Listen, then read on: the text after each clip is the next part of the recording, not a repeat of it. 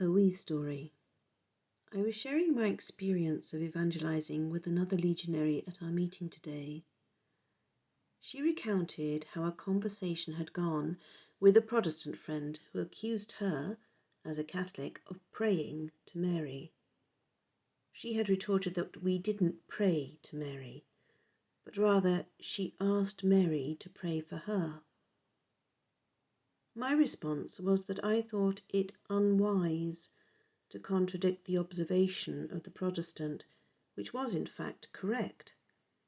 Asking Mary to pray for us is a form of prayer, called supplicatory prayer or intercessory prayer. I then suggested a better response might have been to agree with their analysis and then point out that in praying to Mary, we were only imitating God, who also prayed to her when he sent her his angel and asked her to be his mother. What do you think? Am I stretching an idea too far to be effective?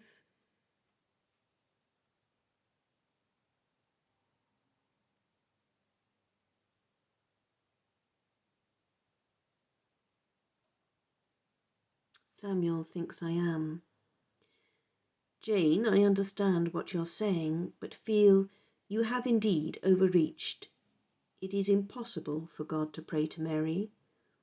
God condescended to honour her unique fidelity and virtue, asked her, but did not constrain her in any way. Thankfully for us, as the perfect disciple, she responded to God's request. I wonder why we are so hesitant to simply disagree. Wonderful posts you provide. Samuel, my response, why is it impossible for God to pray to Mary?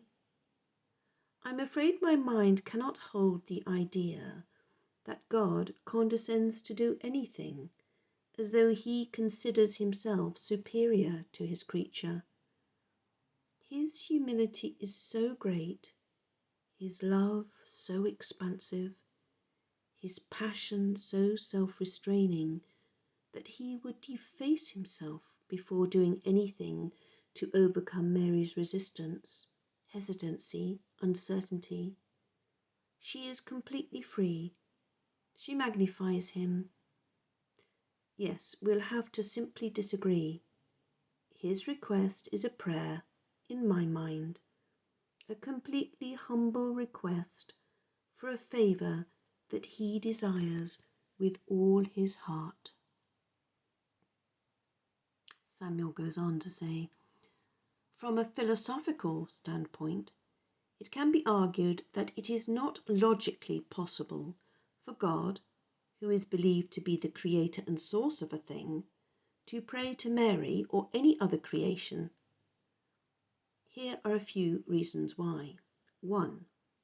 Omnipotence. God is traditionally believed to be all-powerful and all-knowing. If God were to pray to Mary, it would imply a dependence or need for something outside of himself. This would contradict the concept of God's omnipotence, as he would not be self-sufficient. 2. Transcendence. God is often considered transcendent, meaning that he exists beyond and outside of the created world. Prayer is typically understood as a form of communication or supplication, but if God were to pray to Mary, it would imply that Mary holds a higher position or authority than God, which contradicts the idea of his transcendence. 3. Worship. Prayer is often associated with worship, and many religious traditions understand worship as an act directed towards God alone. If God were to pray to Mary, it could be seen as an act of worship towards Mary, which would go against the monotheistic belief in the worship of God alone.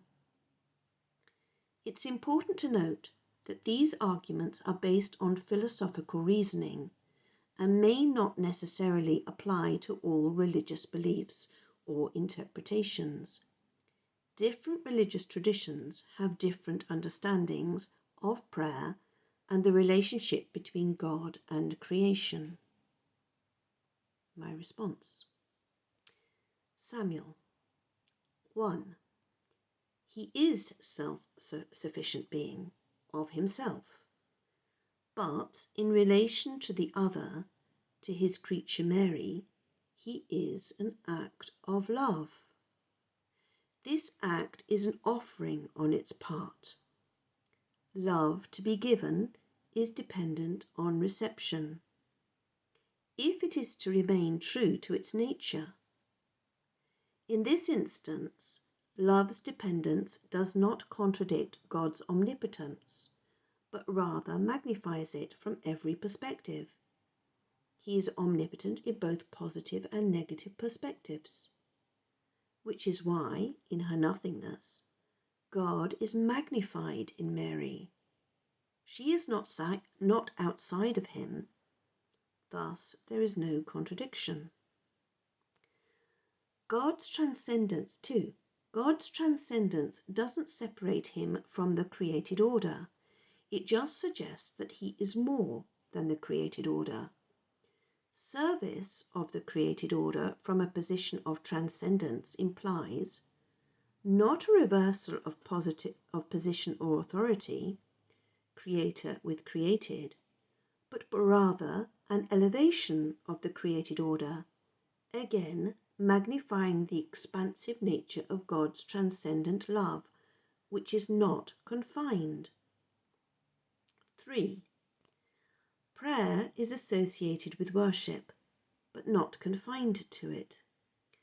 The judgment of God's gaze that his creation is good is an act of worship on his part, directed at his own handiwork. So why would he not worship his handmaid by asking for her consent? He wouldn't choose to destroy the goodness created in her by acting without asking, surely. We are to worship God alone, but that law is not applicable to him, God, who is a law unto himself.